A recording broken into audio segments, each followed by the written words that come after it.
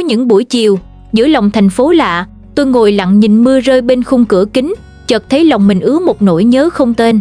Không phải nhớ ai, mà là nhớ một làn khói bếp lam chiều. Nhớ tiếng dầu xèo xèo mẹ chiên cà tím trong gian bếp nhỏ. Nhớ mùi thơm một mặt len lỏi qua những kẽ gió, quyện vào tóc, vào áo, vào từng năm tháng ấu thơ. Ở nơi đất khách, tôi đã đi qua bao nhà hàng sang trọng, nếm đủ món ngon vật lạ. Vậy mà chẳng lần nào tôi thấy ngon như khi được bưng chén cơm trắng nóng hổi mẹ chan nước cá kho tiêu. Quê hương với tôi không chỉ là một nơi chốn mà là hương vị, là âm thanh, là những điều bé nhỏ, dịu dàng mà thiêng liêng, khiến mỗi lần nhớ về, tim tôi lại rung lên một nhịp thật khẽ như tiếng mẹ gọi về bên mâm cơm chiều.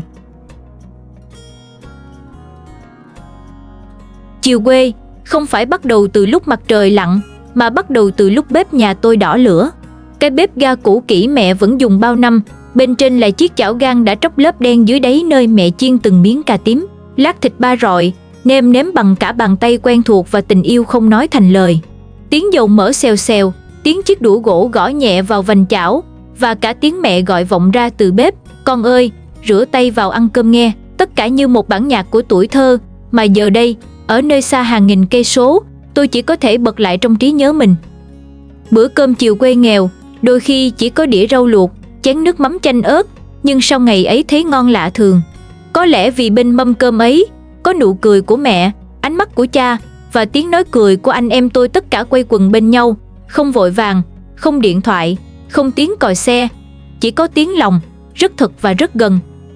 Tôi lớn lên từ mùi khói bếp và tiếng lửa reo, từ đôi tay mẹ thoăn thoắt trở món, từ những lần tôi phụ mẹ nhặt rau, vo gạo, những thứ tưởng bé mọn nhưng đã nuôi dưỡng tôi thành người. Và giờ đây, giữa phố thị đông người, mỗi lần ngang qua gian bếp trong siêu thị với mùi thức ăn công nghiệp, lòng tôi lại chênh vênh. Ước gì được một lần trở về chỉ để ngồi bên bếp nhỏ, nhìn mẹ nấu bữa cơm chiều và nghe tiếng lòng mình khẽ gọi, quê hương. Tôi đã từng nghĩ ký ức là những thứ xa xôi, mờ nhạt dần theo thời gian. Nhưng không, có những ký ức vẫn còn nóng hổi, thơm lừng như miếng cà tím mẹ chiên chiều hôm ấy. Chỉ là một quả cà tím mẹ hái sau vườn, cắt lát mỏng, ướp chút nước mắm, tỏi băm, rồi thả vào chảo dầu xèo xèo. Tiếng mỡ sôi bắn lên thành chảo, mùi thơm ngậy ngậy bốc lên với tôi. Đó không chỉ là một món ăn, mà là linh hồn của tuổi thơ. Mỗi lần mẹ chiên cà tím, tôi hay đứng bên cạnh, nhìn từng lát chuyển sang màu vàng rụm, rì rào như kể chuyện. Mẹ bảo, món này nghèo lắm nhưng ngon vì nấu bằng tay mẹ và ăn bằng cái bụng đói của con. Ấy vậy mà bao năm sau, khi tôi sống giữa những đô thị xa hoa, nơi có nhà hàng kiểu Ý, món ăn cầu kỳ bày biện như tác phẩm nghệ thuật, tôi vẫn nhớ dai diết cái đĩa cà tím mẹ chiên. Dù đã nguội, dù không có gì ngoài cơm trắng và vài lát cà cháy cạnh, lòng tôi vẫn thấy ấm như vừa được trở về. Giữa thế giới hiện đại, nơi mọi thứ đều chạy theo tốc độ và hình thức, có ai còn nhớ đến một món ăn không có tên trong thực đơn, không được điểm sao Michelin nhưng lại từng là điều quý giá nhất trong những năm tháng thơ dại. Với tôi, món cà tím chiên ấy chính là quê hương, là mẹ, là bếp lửa chiều nay nơi tôi để lại một phần trái tim mà suốt đời không thể tìm lại trọn vẹn được nữa. Mẹ thường chiên cà tím khi nhà không còn nhiều thức ăn. Hồi đó, tôi chẳng mấy thích thú, chỉ mong có được dĩa thịt kho trứng hay tô canh chua cá lóc. Nhưng mẹ vẫn bảo, cà tím chiên thôi mà, chấm nước mắm tỏi ớt là đưa cơm lắm đó con. Và đúng như lời mẹ, bữa cơm đạm bạc hôm ấy với món cà tím chiên giòn rụm bên ngoài, mềm ngọt bên trong, ngấm đậm vị mắm mẹ pha lại trở thành một trong những bữa cơm ngon nhất đời tôi. Giờ đây, khi đã đi xa, tôi mới hiểu, mỗi lát cà tím mẹ chiên ngày đó không chỉ là một món ăn mà là một lát cắt ký ức, cắt thật sâu vào trái tim người con xa quê. Nó cắt vào nỗi nhớ mẹ, nhớ căn bếp mái tôn dột nước những hôm mưa, nhớ tiếng dầu reo khi mẹ thả từng lát cà vào chảo, và nhớ cả tiếng thở dài của mẹ sau một ngày lao động nhọc nhằn mà vẫn cố nấu bữa cơm ngon nhất cho con. Tôi đã nhiều lần thử chiên lại món cà tím ấy giữa lòng thành phố, mua cà trong siêu thị, dầu ăn ngoại nhập, bếp từ sáng loáng. Nhưng không hiểu sao, cà không còn ngọt, dầu không còn thơm, và món ăn không còn hồn. Hóa ra, thứ làm nên vị ngon của món cà tím năm xưa không chỉ là nguyên liệu, mà là bàn tay mẹ, là tấm lòng mẹ, là khói bếp quê nhà và là ánh mắt con thơ đang đợi mẹ dọn cơm giữa chiều quê gió lộng. Mỗi lát cà tím mẹ chiên như những mảnh ghép nhỏ của bức tranh tuổi thơ tôi. Có hôm cháy cạnh, có hôm nhạt vị, nhưng tất cả đều đầy đặn yêu thương. Và khi đã ở xa, tôi mới nhận ra cái nghèo ngày xưa không đáng sợ bằng cái thiếu hơi mẹ bây giờ. Mùi cà tím chiên ấy với người khác có thể chỉ là món ăn bình thường, nhưng với tôi, đó là thứ mùi ký ức khiến tim mình đau nhói mỗi khi nhớ về.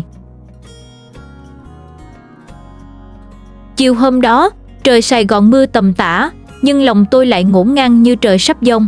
Tôi sắp lên xe đi xa, đi học, đi làm, rồi có thể đi luôn, chẳng biết bao giờ mới về. Mẹ biết, nhưng không nói gì nhiều, chỉ lặng lẽ đi chợ từ sáng, rồi tất bật dưới bếp.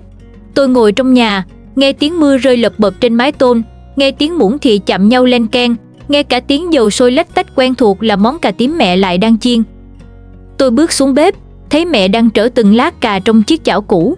Mặt mẹ hồng lên vì lửa nóng, lưng mẹ khom, mái tóc điểm bạc đã ướt nhẹ mồ hôi. Mẹ quay lại cười với tôi. Đi xa rồi, chắc không có cà tím như ở quê mình đâu. Mẹ chiên cho ăn lần nữa. Tôi lặng người.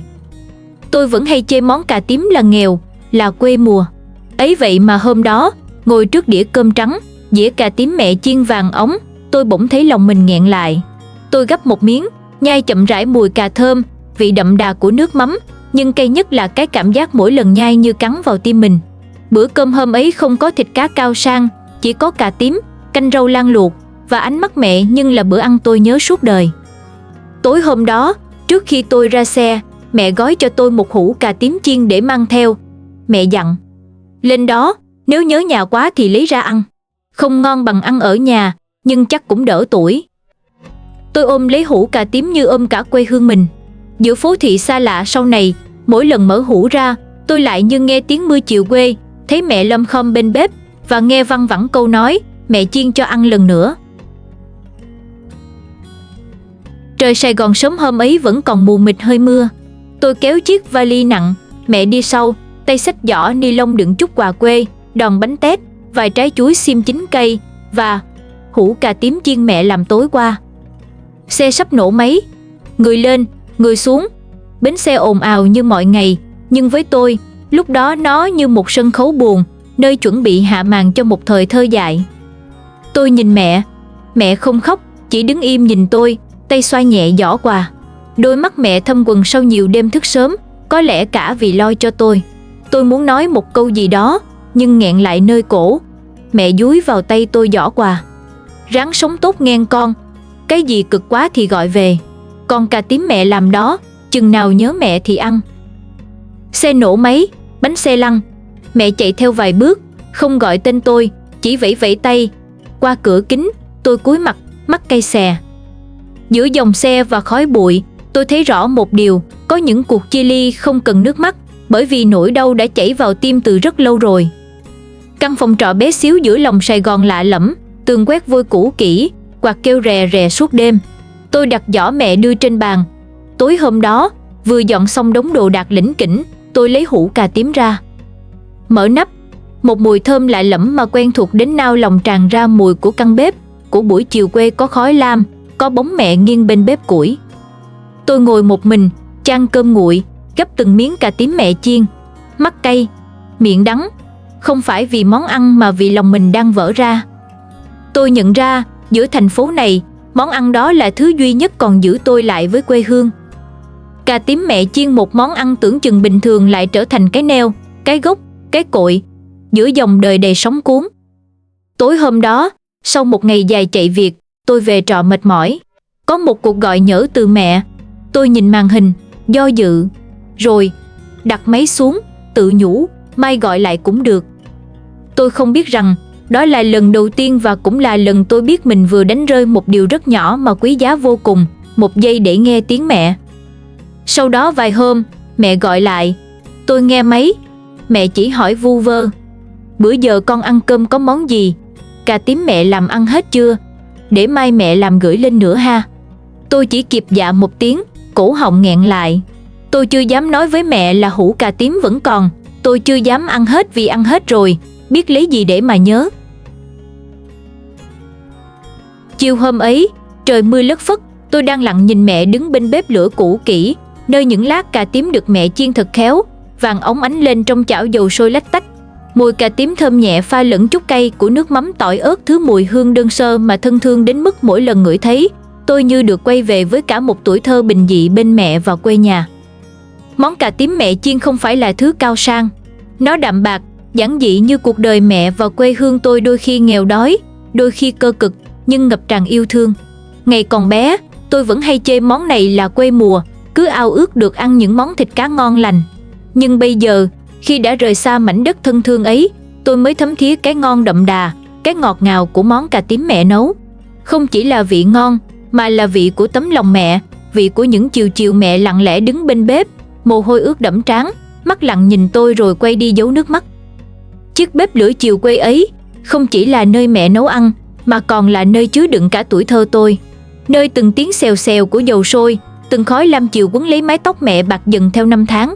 Mỗi lát cà tím mẹ chiên là một mảnh ghép ký ức, là những câu chuyện không lời mà mẹ kể cho tôi qua hương vị mộc mạc, giản dị nhưng đậm sâu đến không thể nào quên. Rồi đến ngày chia tay, khi tôi chuẩn bị lên xe đi xa, mẹ vẫn giữ thói quen chiên cà tím cho tôi ăn lần cuối.